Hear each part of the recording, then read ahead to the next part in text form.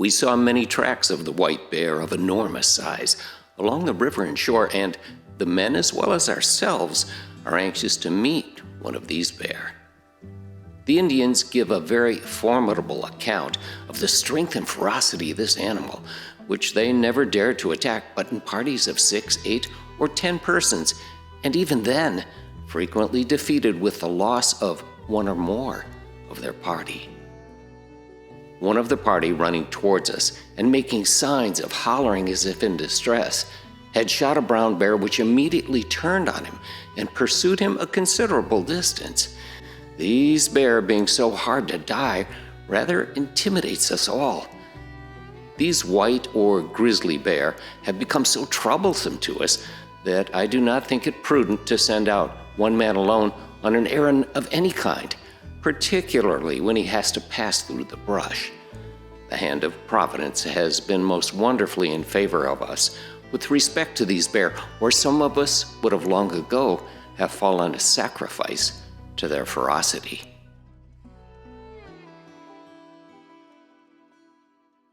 So back in 1804, when Lewis and Clark crossed this country in this area that we're in today, they encountered dozens of grizzly bears across the landscape. We believe that there may have been as many as 50,000 grizzly bears in the western half of North America in the 1850s, before Europeans really started to settle the West. When the European Americans started to settle the West, they brought with them livestock and agriculture and mining and a lot of different activities that they just felt grizzly bears were incompatible with. And so there really was generally an attitude of trying to eradicate them because they didn't think that they were compatible with the lifestyle that they wanted to live. The main cause for grizzly bear decline during that time was that, just like many other large predators, they were being targeted for removal.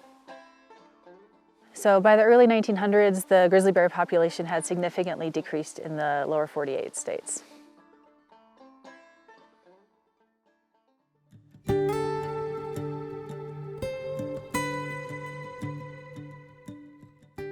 At the turn of the century, people's attitudes towards wildlife really began to change.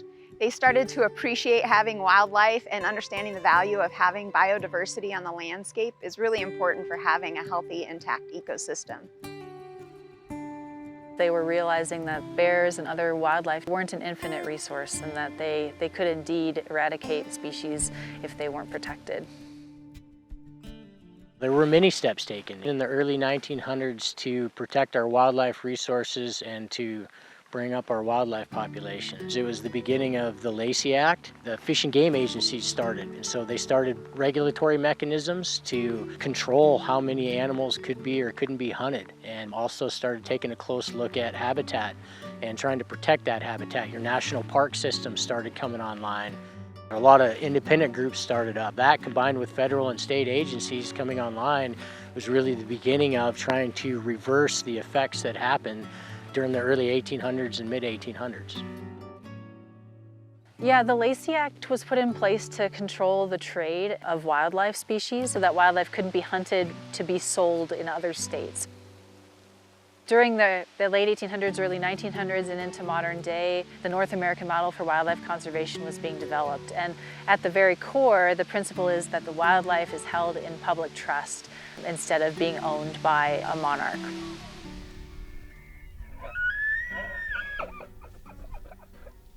So even early on, when actions were taken to protect fish and wildlife populations, some populations were still struggling and even on the brink of extinction.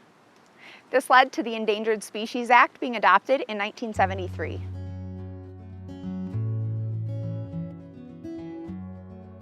The Endangered Species Act works to protect plants and animals that are threatened or endangered by working to conserve the species and also protect its habitat.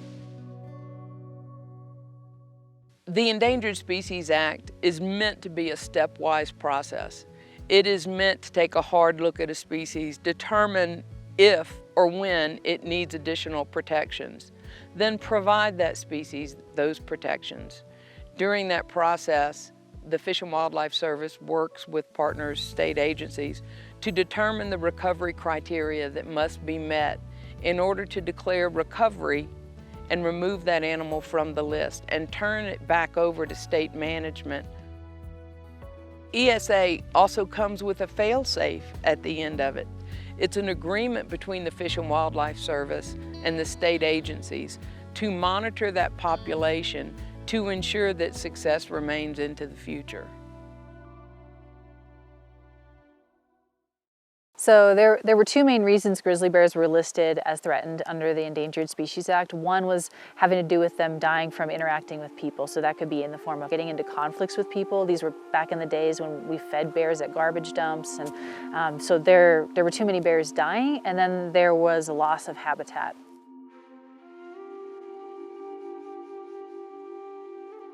Yellowstone was a place where people went to view all sorts of wildlife, including bears, and they were fed constantly by people. There was no prohibition towards that.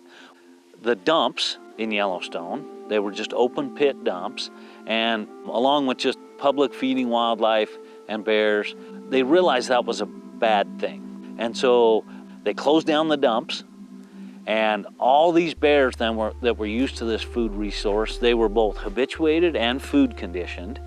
And they became serious threats. There were a lot of human injuries, many human deaths, a lot of property damage, and a lot of bears were killed as a result of that. Well, they killed so many bears, they realized because of all this human activity, this population is now threatened. And so they were put on the endangered species list, I believe in 1975 or 76. When the bears were listed in 1975 under the Endangered Species Act as a threatened species, the population size was maybe 800 bears in the whole lower 48, and their range had been reduced to about 2% of what the range was back in historic times. And the places that they still existed were places that were protected because they were either national parks or they were very large, remote areas that bears could still exist in.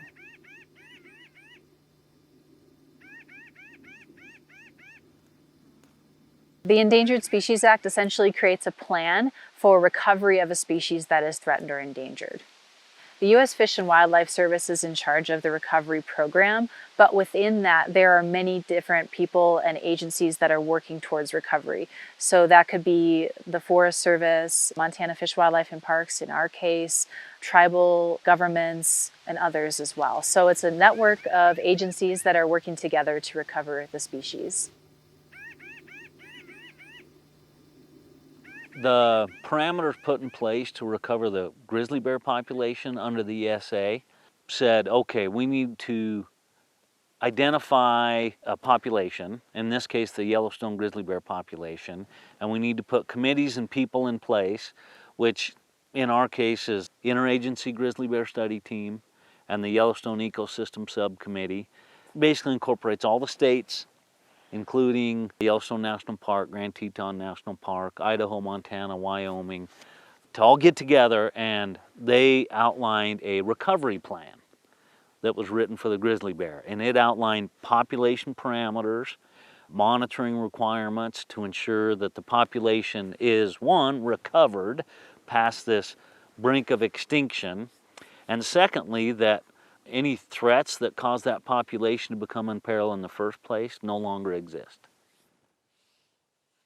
The Fish and Wildlife Service has ultimate jurisdiction over the management of the grizzly bear in the Yellowstone ecosystem, but every individual landowner, producer, anybody that has a garbage can that lives in grizzly bear country, runs livestock, the Forest Service, the BLM, all the land management agencies involved.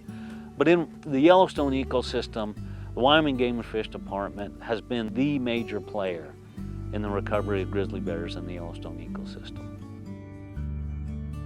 Everybody is responsible for the recovery of the grizzly bear, and that includes not only agencies but the public, because in order for grizzly bears to exist on the landscape long term, everybody has to play a role in that, and that comes with tolerance, and tolerance is everything when it comes to recovering any species, specifically animals that are big and cover ground. And so Yeah, I'd say everybody is responsible for it. In order for grizzly bears to be recovered in each of the ecosystems where they are listed, there are different recovery goals. So the goals differ from one ecosystem to another, but they have to do with the size of the population, reproduction, and the presence of the animals on the landscape. There are 6 grizzly bear recovery zones in the lower 48 states. They are the Yellowstone, Northern Continental Divide, Bitterroot, North Cascades, Selkirk, and Cabinet Yaak ecosystems. Of those ecosystems, grizzly bears have fully recovered in the Yellowstone and Northern Continental Divide ecosystems. They are still working towards recovery in the Selkirk and Cabinet Yaak ecosystems, and there are currently no grizzly bear populations in the North Cascades or Bitterroot ecosystems. The recovery plan set aside certain criteria to recover grizzly bears. The easy way to describe it is a minimum population of bears reproducing females across the entire recovery zone and then reducing human-caused mortality. That's the basic criteria for the recovery plan.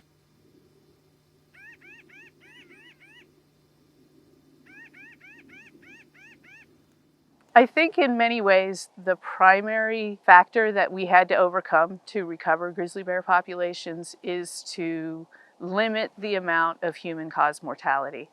And the ways that we went about trying to do that included both habitat protection and population protection.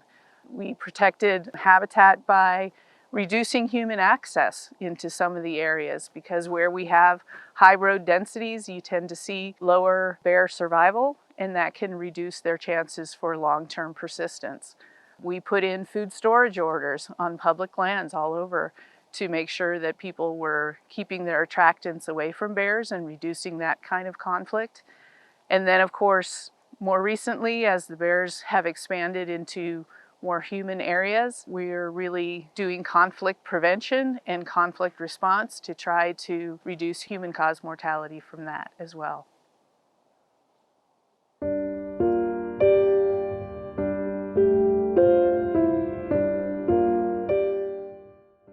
So it has been said that the wildlife managers spend a lot more time managing human-wildlife conflicts than actually managing the populations, the animals. And that is so true. Whether it's elk, urban deer, or grizzly bears, you work so hard at minimizing conflict. Instead of being proactive and trying to actually manage the long-term coexistence of people and bears, we're so reactive to managing conflicts. And we spend an inordinate amount of time doing that. We'll never be completely rid of human-bear conflicts because the place where humans and wildlife intersect has grown. So there's just more need than ever to provide education and information about living with wildlife and about bears. And tools we are using to reduce conflict are definitely information, education, and outreach, helping distribute tools and resources like bear spray, teaching people how to use bear spray, showing people how to use electric fencing and providing technical support there. Also, bear-resistant containers are a huge part of conflict reduction work. So all of those things together contribute greatly to the reduction of human-bear conflicts. But we don't carry that burden alone. We also rely on the public and other nonprofit organizations. It's up to all of us collectively, and it's something that can't be forced. It has to come from the individuals, it has to come from the communities for it to be successful. So we're all in it together.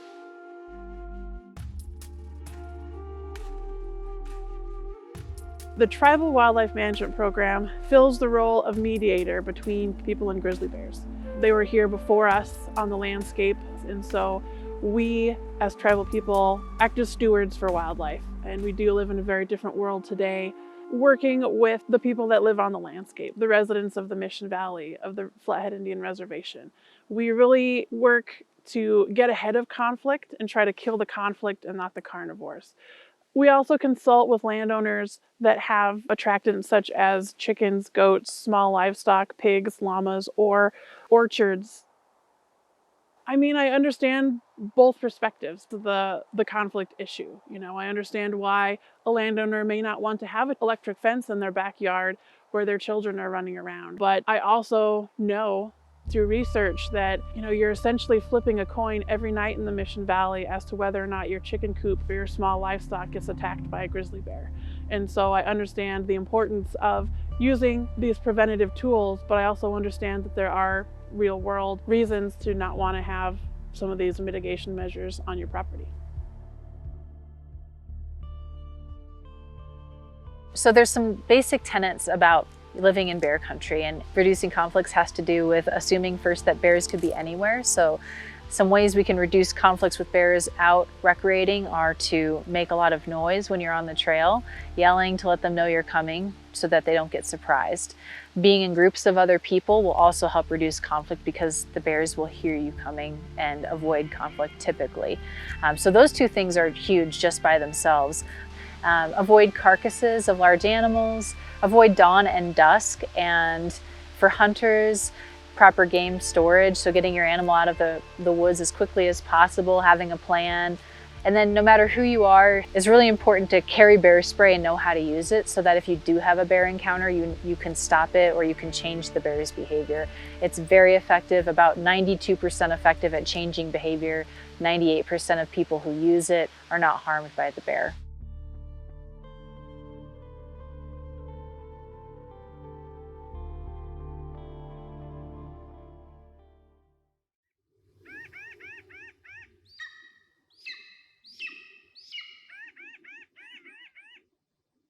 I was working as a grizzly bear technician up in Libby, Montana.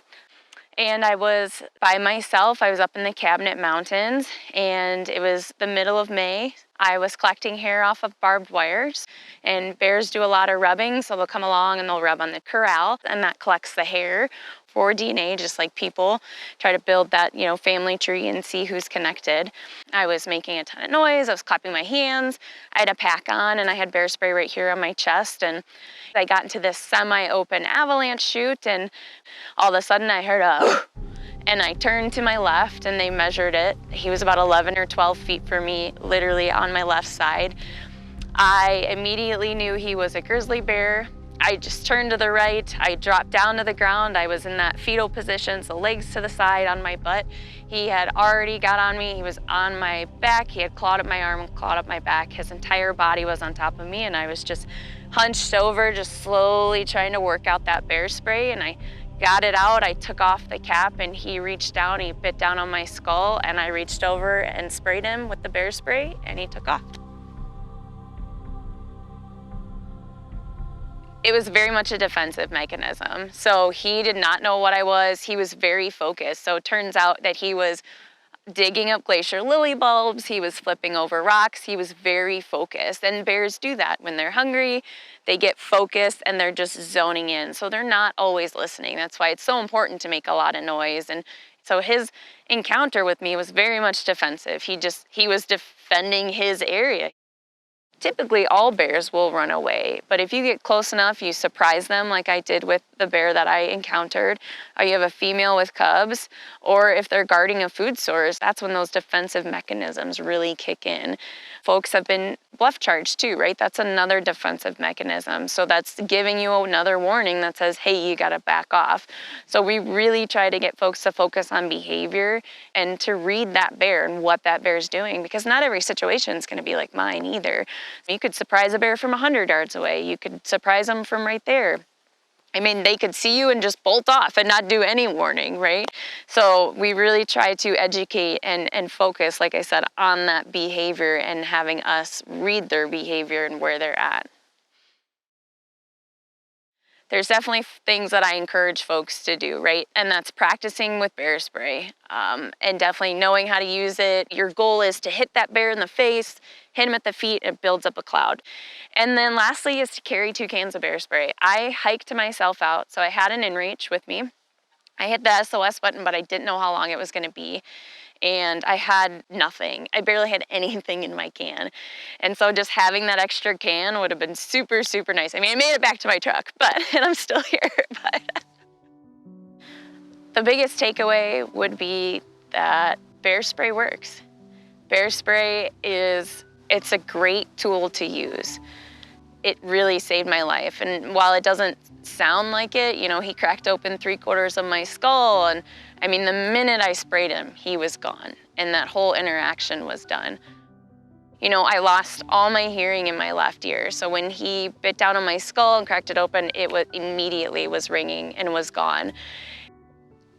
When I came out of the hospital, yeah, I was mad because I was 6 months.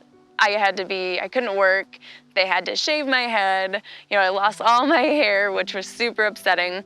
And of course, after I went from hiking like crazy to doing nothing. I could barely make it up my own driveway. And so that was very tough for me.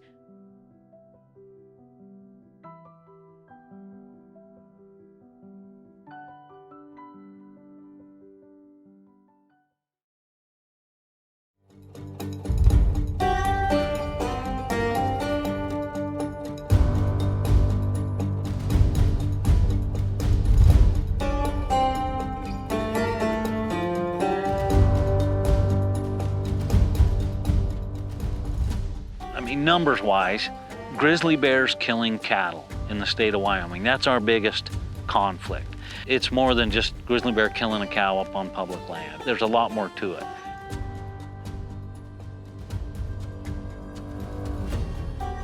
Well, ranching in today's world is tough anyways on any level, and when you add in an apex predator like the grizzly bear, it makes it even more tough.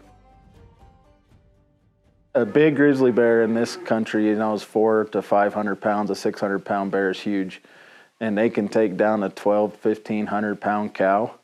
They're nothing to be messed with or taken lightly. They're a formidable force. When I do lose cows and calves to bears, we have our range riders that are up there. They get a call into the game and fish predator guy, and then he comes up and looks at it, and if he does confirm it as a bear kill, we are in the state of Wyoming where it's state statute that the Wyoming Game and Fish does pay us back for any losses due to trophy game animals. Yeah, verified losses to grizzly bears this year was up.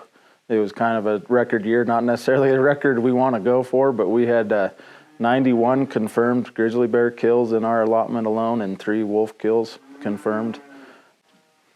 In a typical year, we end the season with around 80 confirmed bear kills. By grazing up there, I'm going to come home at least 10% of my calf crop gone. So the losses are way beyond just financial and physical losses.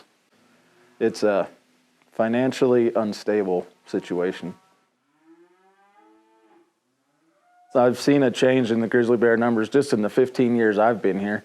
I used to see 1 bear a year, and then it's gradually gotten to where I was up there this summer every other week or so, or if not every week, and we always either found a kill or saw a bear, except for 3 trips. Grizzly bear's been listed since 1975. The grizzly bear generationally has lost all fear of man whatsoever and respect of man. Because of that, we have sows with cubs that are on their 3rd, 4th generation, 5th generation that have been raising beef eaters. We've had sheep herders get attacked by bears, grizzly bears, and so you don't ever go up there completely calm. You literally are just bear aware every time you're up there and all the time you're up there, and you either have your bear spray or your pistol on you at all times. We just need to get the bear down to manageable numbers. By example, when the wolf got unlisted and the state of Wyoming took over management of the wolf, we saw our wolf depredation numbers drop drastically. And the wolves are still there. We're ranching with the wolves up there, but we've got them at a manageable level. I think if the state of Wyoming can take over management of the bear and get the numbers where they belong, we can all live more successfully with the bear. The conservation of a species is completely different than the preservation of a species.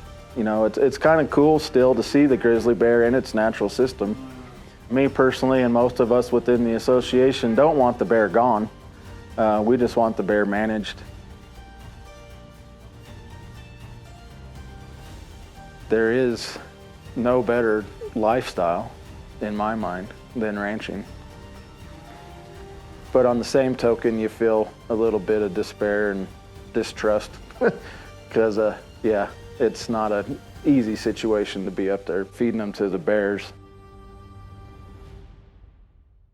You know, livestock producers that I deal with in Wyoming are fantastic. They're just good, hardworking folks and making a living. They take good care of the land because they rely on it, you know, for their future. These folks also own a huge chunk of land, and it produces and sustains all kinds of wildlife. Everything from trumpeter swans to bald eagles to Wyoming toads and other endangered species and other harvestable, renewable resources like antelope, deer, and elk, and the fisheries resource. And they provide a lot of public access, whether it's fishing, hunting, other sorts of recreation on their private land. That's mostly what we're paying for, that the public gets to enjoy. What is that worth? I don't know if you can put a price tag on that. So you're not just paying for their loss of their calf to a grizzly bear. You're paying for them to continue to run their business and own this land to sustain all that wildlife into perpetuity. For wildlife in general, a good compensation program is necessary. It's a good thing to do. It's good for everybody, not just the producers. In conjunction with that, you know, a few bears, when they become a chronic depredator to livestock, we remove them from the population. Is the removal of a few select individuals worth the preservation and the long-term tolerance of grizzly bears and all wildlife into the future? So that's the bigger picture with livestock depredation.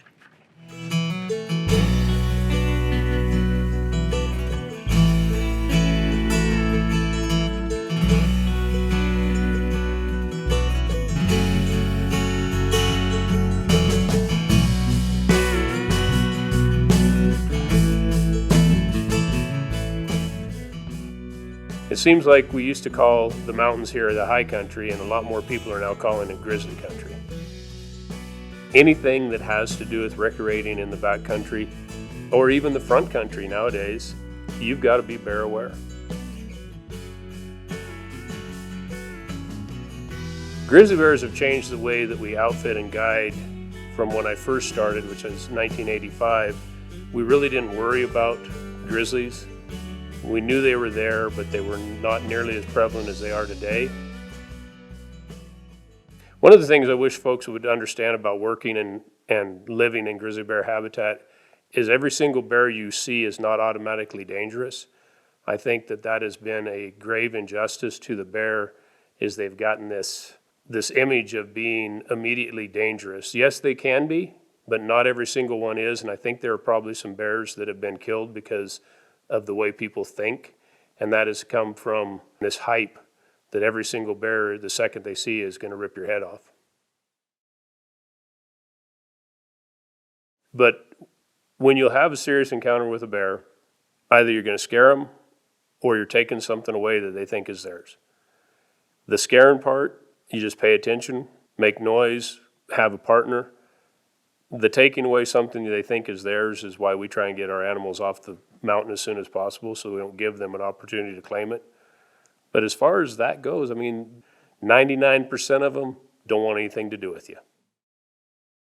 Hey bear, hey bear, hey bear, get. And if people would understand that, I think you'd see a lot less situations escalate into a conflict situation. One of the biggest detriments to the recovery of the bear has been the misinformation that has been put out there by the wildlife activist groups. There are some of those groups, I feel, that have hijacked the Endangered Species Act to their own gain. They put out the word, the grizzly bear is on the brink of extinction, and if we allow one of them to be killed, we're going to be tipping it over. And they spread that word to the misinformed majority. And I don't think grizzly bears should be managed politically. I don't think they should be managed from the bench. Wyoming, Idaho, Montana, they all have super great wildlife managers, and we need to let them do their job.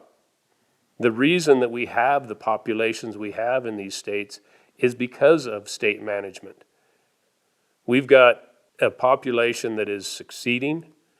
We've got a population that's exceeding where they can live comfortably, and so they're being pushed out into places where they really shouldn't be.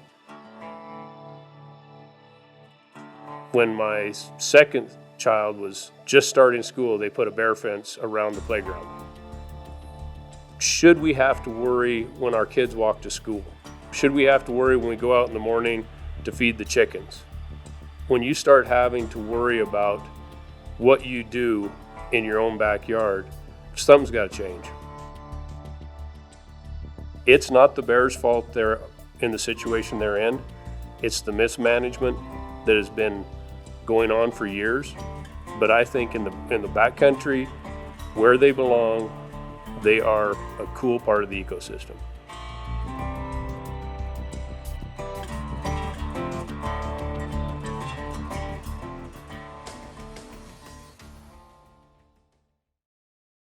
Grizzly bear recovery has been a conservation success because the populations of grizzly bears in the Yellowstone and Northern Continental Divide populations are doing really well, and the recovery goals have been met for the greater Yellowstone ecosystem for quite some time. Once we've worked to reduce threats to bears and help their population grow, how do we know they are recovered? There are specific criteria like having an even distribution of females with cubs across the recovery zone, but the real evidence is continued population growth, continued expansion, and evidence that population growth has slowed and bears are competing more with one another as their density reaches the upper limit. Simply put, there is a limit to how many bears might fit in these core areas, and we are reaching it. The grizzly bear recovery has been a conservation success story, and I believe that that story happened a decade ago. I believe that the numbers have rebounded to the point that you have a sustainable population that can be managed by state agencies into the future. And also the amount of range expansion that has occurred with the grizzly bears. You know, you see bears now where 20 years ago, they never thought they'd see bears. With that amount of range expansion, the core population has to be doing well to provide these dispersing individuals that move into these areas where truly I don't believe many people thought they would be seeing bears.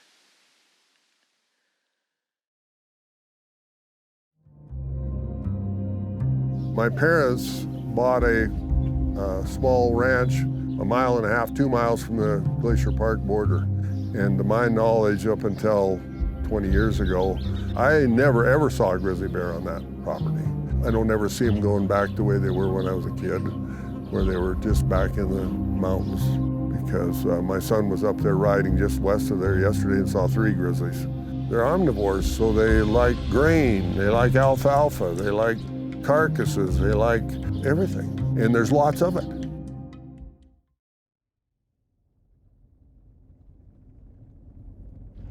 So one of the biggest reasons bears cause problems around people is because there's food. Having a cattle operation is you're going to have some natural death loss of your animals, either from old age or sickness or pregnancies that didn't go right. There's always just going to be death loss in a cattle herd. And so traditionally, ranchers just throw all those dead animals in a pit on a remote part of their ranch. But the problem with grizzlies expanding back out is those bears are then attracted to those bone pits where all these dead animals are. And when they start concentrating on these dead animals, then that gives them a chance to come around humans or homes, or they start running into live animals, which they then can attack and kill.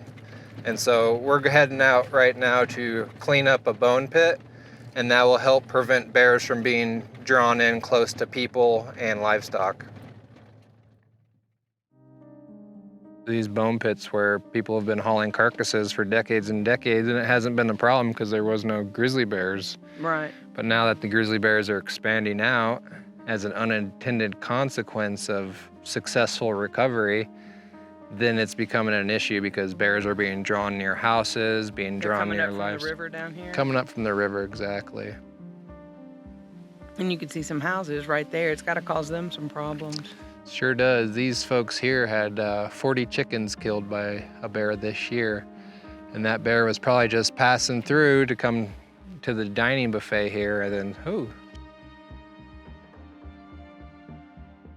Yeah, success always comes with challenges, and managing grizzly bears is no exception. When you have a tremendous abundance of grizzly bears, for example, when you have 12 grizzly bears in one small cornfield, 50 miles outside of the recovery zone for grizzly bears, that's a problem. That's an issue. It's obviously successful recovery, but that is challenges that we have to face on a daily basis now. There's no doubt in my mind whatsoever that the grizzly bear is biologically recovered. We've met all the recovery goals set forth and exceeded those recovery goals for over 20 years. Every scientist in the world knows without a doubt that the grizzly bear population in the Yellowstone ecosystem is recovered. The only reason they're not recovered is on paper, because of lawsuits. And it's contrary to what the purpose of the Endangered Species Act was, to help states and jurisdictions recover a species to a healthy point where they can then be managed by the states, and we're there. But unfortunately now some folks are using the Endangered Species Act as a legal crux to fight delisting species that, again, are biologically recovered. If people would understand the reasoning behind our management decisions, become educated in why we're doing what we're doing, then we'd all be better off. We're the experts, but a lot of folks are resistant to hear from an expert. So if you want to know about bears and wildlife management, there's a whole host of experts across the West that have been managing these bears, studying them for years, and that's the information that we're trying to convey to folks. So education is the key to getting that information out so they better understand why we're making the management decisions that we are.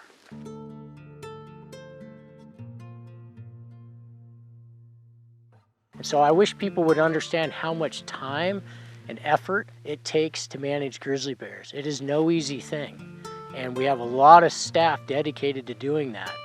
It's not fortune and glory as much as people think. We spend a lot of time in the dirt dealing with day-to-day conflicts and doing preventative measures and all that, and it's 24 hours a day, 7 days a week, every single year. The reality of managing grizzly bears is quite different than the movie version. A lot of the common misconceptions is that there's some vacuum that we operate in, that we do everything and nobody knows what we're doing. Everybody knows what we're doing. We work with all agencies at the same time, whether it's the Fish and Wildlife Service, the National Park Service, the BLM, the Forest Service, our own state agencies, other state agencies. We are constantly in contact. Also the public and what we do in regards to grizzly bear management, not only from a preventative standpoint, but also from a management standpoint as well. Now, our jobs as grizzly bear managers, we have to balance grizzly bear existence on the landscape with human existence on the landscape. Our number one priority is human safety, while also maintaining for a viable population of grizzly bears. The truth is that, the grizzly bears were recovered in 2003. They've been delisted twice in the Yellowstone ecosystem. Bears are populating new areas. Bears are moving out into new areas that where folks aren't necessarily used to having specifically grizzly bears. And so here are some things you can do to work towards coexisting with bears if they do show up in that area. And that's everything from securing attractants to livestock practices to how to recreate in bear country. And the state's worked really hard on promoting that information and education. If we're not actively dealing with a grizzly conflict, the rest of our time is spent promoting how to be preventative and how to coexist with grizzly bears. And also, what are the danger and lookout situations that people should be aware of so that they do call us ahead of time instead of sometimes when it's too late.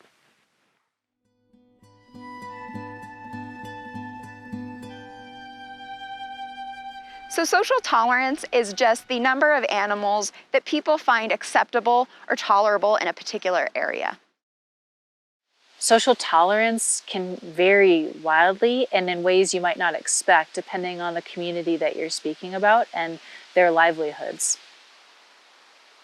There was a survey done in Montana of people's attitudes about grizzly bears, and almost everyone in the survey, which was representative of the state, believed that grizzly bears were an important part of Montana's natural heritage. And so most people believe grizzly bears belong here, but their feelings vary depending on how close they live to grizzly bears. Most people don't want them in their literal backyards, but most people agree on the value that grizzly bears should be allowed to live here.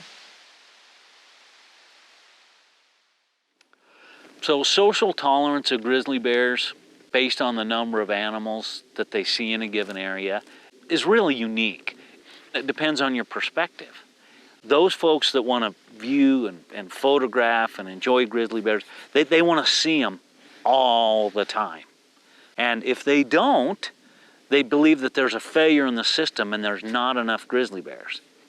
But then there's folks that are out there recreating, they're out there fishing, hiking, hunting. They don't want to be bumping into grizzly bears all the time. They don't. And if they see more than one, there's too many. So it's a wide perspective. And the problem with grizzly bear management, it's not just about grizzly bears. No matter how they feel about grizzly bears, I think it's very safe to say people are unhappy with the government, one side or the other. And so whether there's too many or not enough grizzly bears, it's just another reason to be angry with the government and criticize them. So it's never just about grizzly bears. There's a much bigger picture. Black bears, grizzly bears, they don't always work and play well with others. They can be a difficult species to coexist with people. That's not to say that they're not willing to live in and amongst us, because bears are truly opportunistic omnivores. They will take advantage of any food source, and it's the reason they can be so successful, even in human-dominated landscapes. But the opposite might not be true. Predators are subject to a social carrying capacity much more so than our ungulate species. And that's certainly more true with grizzly bears than any other predator. When the cost associated with them living up close and personal in your neighborhood or community gets to be too high, then they don't enjoy that same social carrying capacity. That's a pretty big furball to try to shove down people's throats. There's only going to be the number of predators on the landscape that the locals are going to tolerate. That doesn't mean that every homeowner, every tourist, every photographer gets to see a grizzly bear when they visit those 3 states, because they're elusive predators. You shouldn't see them all the time. That's one of the biggest challenges that we see today, the reaching of the balance between 2 diverse groups that want more, the other wanting, wait a minute, maybe we have enough. And striking that balance has been really the challenge. They're back on the landscape to a certain extent due to regulatory measures, but those regulatory measures can only take it so far.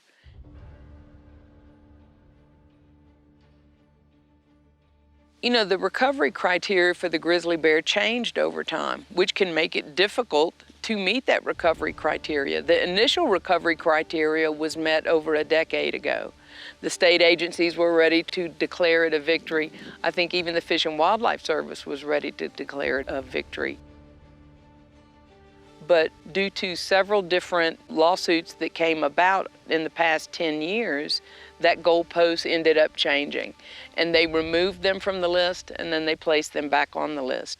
I think it's impossible to talk about the grizzly bear's recovery process and all of the things that happened without acknowledging the role that anti-hunters have played in it, meaning they just bring additional lawsuits to keep them listed under federal protections. But the real problem in my mind is the vulnerability of the process and the ability of outside forces to sue to get what they want out of the process. And you have a situation like you have now. meaning litigation after litigation after litigation has moved that goalpost and moved it down the road to the point where I believe you create a situation where nobody trusts the process anymore. Then the process breaks down, and the Endangered Species Act can then not work the way it was intended. The grizzly bears are doing just fine, but it's managing the people. The people are putting up so many roadblocks towards progressive, positive, common sense grizzly bear management. That's really difficult to overcome. So the biggest challenges with managing grizzly bears right now is the false perceptions surrounding grizzly bears, whether that be from people on the ground all the way to big decision makers, whether it be within the Fish and Wildlife Service or a federal judge. The amount of misinformation and how the public is negatively influencing the decision makers because of either fear-mongering on one way or the other, either kill them all or love them all, neither of which is good for wildlife management.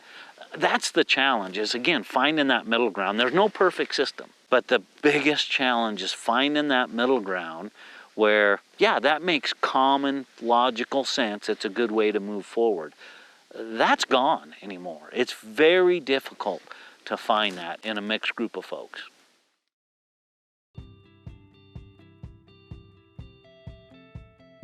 Again, we have these huge differing opinions and perceptions on grizzly bears.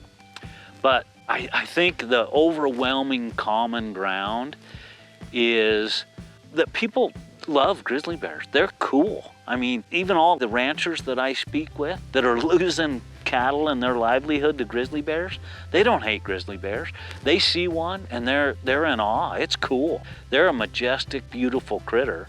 And we want to see them forever. We want future generations to enjoy them. So there's lots of means to that end, but I think that's the common ground. It's just the fact that grizzly bears are a beautiful, magnificent creature, and nobody wants to see them go away.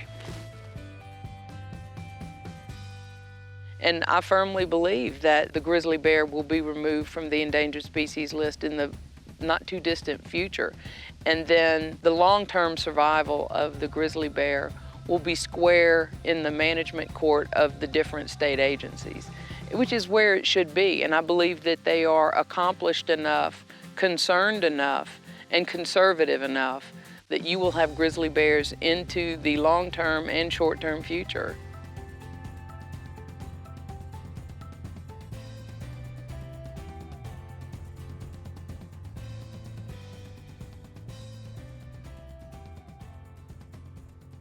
We all know that there is a place on this planet for grizzly bears, and despite our different perspectives on how that might look depending on where we live and where the bears are and our livelihoods, the fact that we're there debating this, the fact that we have passionate discussions and we continue to discuss and think about what this future looks like is a healthy sign that people are engaged and care about the future of grizzly bears, and that gives me hope in our future as a species and for their species as well.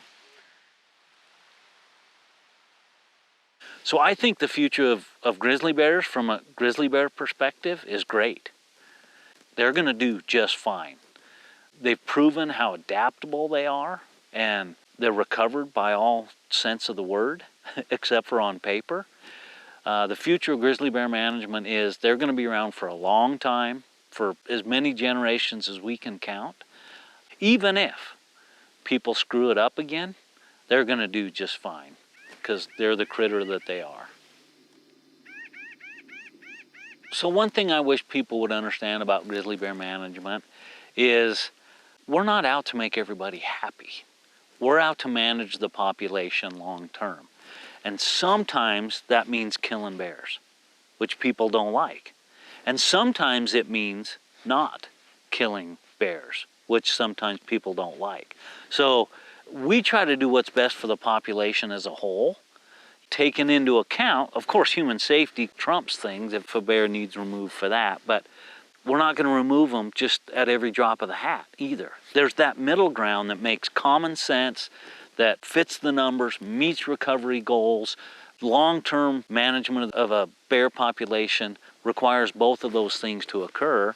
And just because it's not somebody's personal desire, what the ultimate outcome of a bear management strategy is, doesn't mean that the whole system's flawed.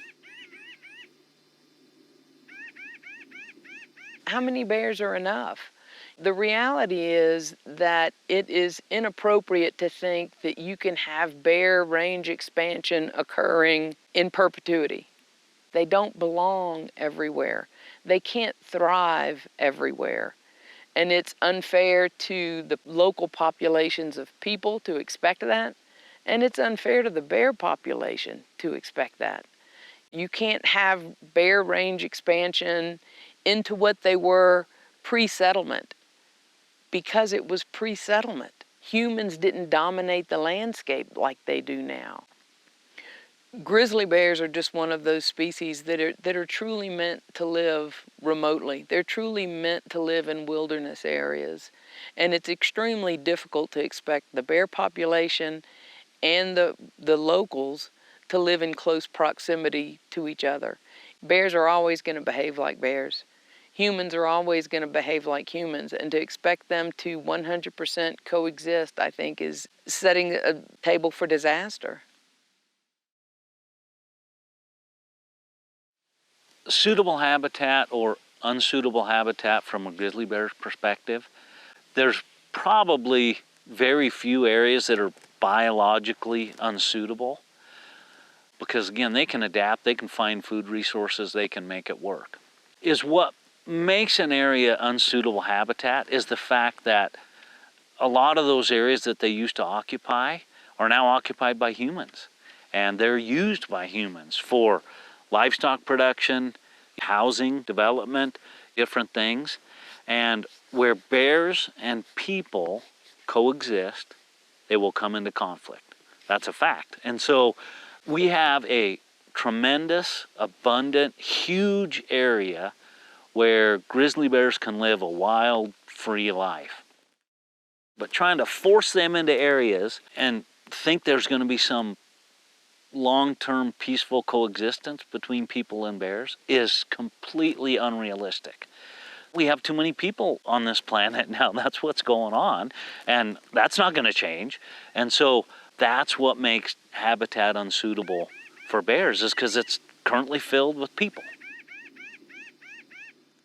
The future challenge for managing grizzly bears, and maybe even bears as a whole, is the personal philosophy out there that they shouldn't be hunted. Management is part of taking care of and being good stewards of wildlife. Hunting those populations so that they stay within population goals and objectives is part of that management. And so it really comes down to simply being anti-hunters versus people who believe hunting is part of management. And I don't know how to get those two groups together. I believe hunting to be a crucial component to wildlife management, including grizzly bears.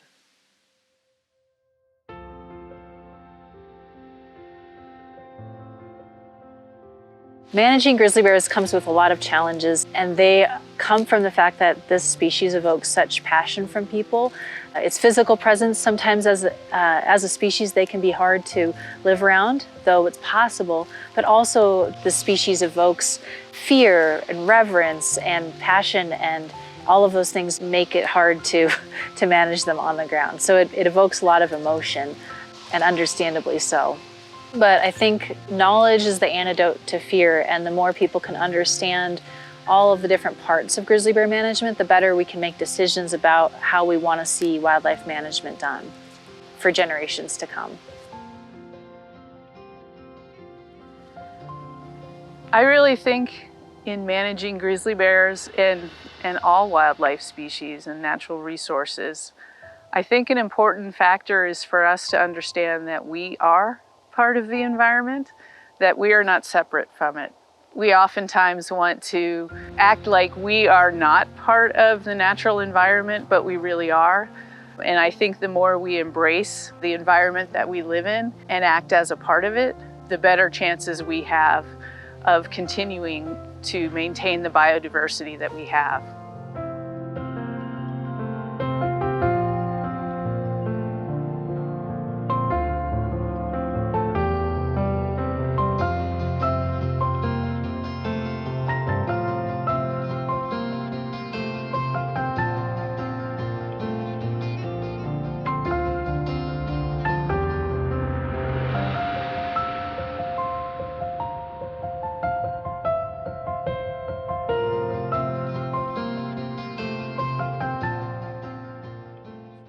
Education is the best thing we can do, but it's the hardest to measure. You know, how many folks do we actually reach and how many listen? And it's really difficult, but it's some of the greatest stuff we do. And that's why we spend so much time and effort on it. There's a lot of uneducated folks out there when it comes to grizzly bears. I want folks to take the time, learn from the experts, do some research, get the facts, before you form your solid opinion about grizzly bears.